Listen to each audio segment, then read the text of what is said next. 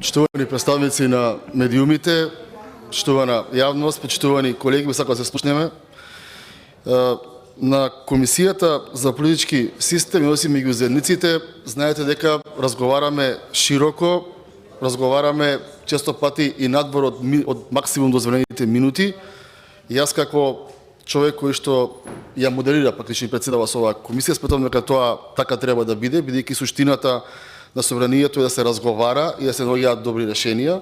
И никогаш, и кога се излегува од темата, никого не прекинувам, но истовремено секогаш ќе реагирам кога се искажуваат лаги, врз основа на кои што лаги потоа се градат неточни тези со кои што се дезинформира јавноста. И сметам дека тоа не е во ред. Секој има право да предложи законско решение, секој има право да го брани тоа законско решение, секој има право да го аргументира зошто тоа е добро во неговиот светоглед и во светоглед оние кои што го поддржуваат, но истовремено лаги не би сакал да слушам. Јас мислев дека со почитуваната колешка Зајкова на преходната пленарна седница во поглед на кворумот за кривичниот закон се разјаснивме, но гледам дека кворумот повеќе од 3 години е лакмус за правење на рилсови, за правење на наслови, за правење на прилози со цел да некој добие некаква си политичка корист или бенефит што реално не може да го добие. Со оглед на тоа дека во собраниево овдека меѓу нас има луѓе кои што бевме во таа сала таа вечер, ќе кажам, а некои не беа, а имаат став како да биле внатре во салата, сакам најодговорно пред целата македонска јавност да кажам што се случи тој ден. И мислам дека треба да ја затвориме тој дел. Зошто ве молам само да бидеме противки? Зошто да го затвориме?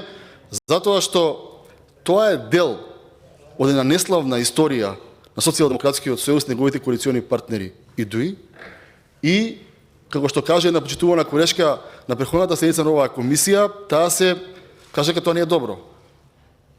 Сега што се случи? На Пладне требаше да почне седницата во 11 часот. Почна во 12 и нешто, во стилот на Талат Џафери.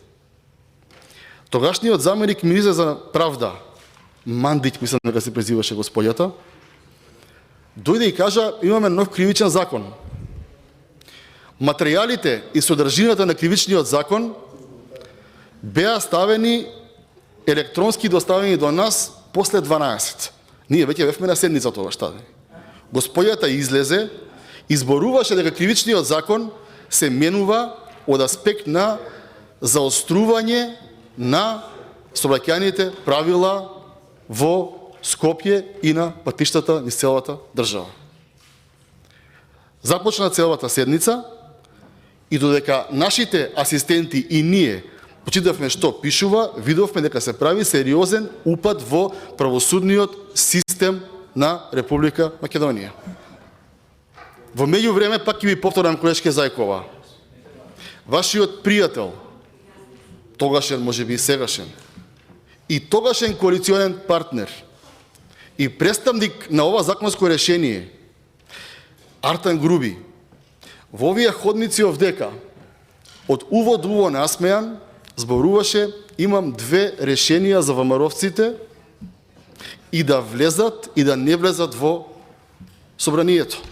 Тој беше воодушевен од неговиот мастер план, поддржан од сите вие кои што гласавте или не гласавте, но правевте кворум, дека на крајот на денот нема да се зборува во медиумите што и каков правен упат е направено, туку ќе се зборува дали ВМРО ДПМН и неговите коалициони партнери влегло и гласало против или воопшто не влегло и преку негласање дало поддршка на ова законско решение. Тоа е вистината, колешке Зајкова. Вистината е дека тогашната Алијанса за албанците, која што беше опозициона политичка партија, од прв до последен влегоа да прават кворум. Не гласаа. Не гласавте и вие, не гласаше и Боби Мојсовски, не гласаше и Ненад Коцич од СДСМ од Велес, не гласаше и Маја Морачанин. Сите седевте. Опцијата наша, како тогашни пратеници, што ни беше на маса, беше внатре има 67. дали да влеземе и да гласаме против и да се спротивставиме тоа што се случува, или да не влеземе. Ние влеговме и гласавме против. Излегоа пратеници од нашата пратеничка група и аргументира зошто се против тоа законско решение. Решението беше изгласано и уште немаше напишано кој бил за, а кој бил против. Излегоа насловите по медиумите дека некој влегол и направил кворум. И тоа е една огромна лага, која што се шири 3 години во македонскиот етер и со која што луѓе кои што немаат идеја, немаат понуда, немаат иницијатива и ја подразбираат политиката како е страда,